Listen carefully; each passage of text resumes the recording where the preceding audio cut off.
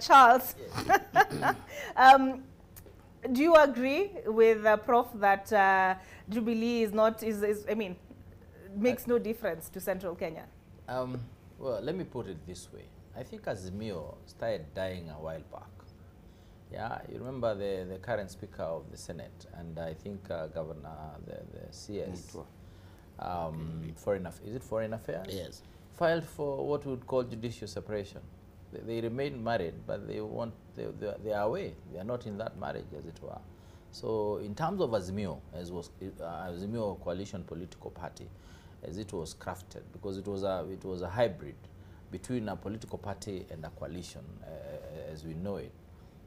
It was not properly done, and I remember it was said to be pushing people to remain in a union that they are not interested in, without leaving a window or even a door slightly open, so that in the event you want to leave, you can leave. And that's basically what democracy is all about. If you want to leave, you should leave, and the terms should be clear. You should not be tied down for a year plus. And that's why you could see MPs, members of parliament, of each respective political party, trooping into former Deputy President Ruto's home, especially after he was declared the winner before the due process of the law. And then no political party, their respective political parties, including Wiper, did not initiate any process of punishing them for doing so. So they were okay with whatever it is that was going on. So I think these arrangements are for convenience, if you ask me.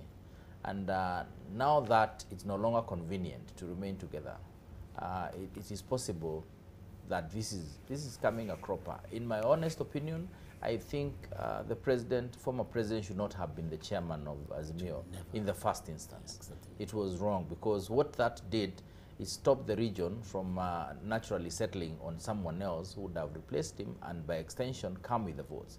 So he became the center of focus in as far as the voters in the region are concerned, and blows were easy to land on him because he was almost defenseless. And if you look at even how the voting pattern ended, even his MCA is a UDA MCA, and that should be telling. Yana, if the current president of Jubilee, one of the largest party that you can imagine, a political party, cannot land an MCA seat, his own MCA in his own home, I mean, come on. You want to hang on in there as a chairman? I don't think so. So I think leaving is good. The subsequent things that will happen, including everyone pulling out and pulling away and reorganizing and doing all those things, and even changing names, because that's what happens in this country. You just need to change names and have the same guys installed as the leaders of this, the other one. And you can get away with it. But as long as you have, talking about some of these political parties, I think it will be very difficult, for example, to sell Jubilee, especially in the mountain region. If you look at even the persons who won on that particular political party, they are not from Mount Kenya region. A majority of them are not from there. And remember, this is the same party 5 years earlier that won so many seats across the country, you know. So basically, something was lost along the way. The assumption was, let us put together big guys, gatekeepers as it were. They'll bring their people through their own political outfits, and then we'll have a very big political unit moving forward, composed of these small little groupings that now have this support back home.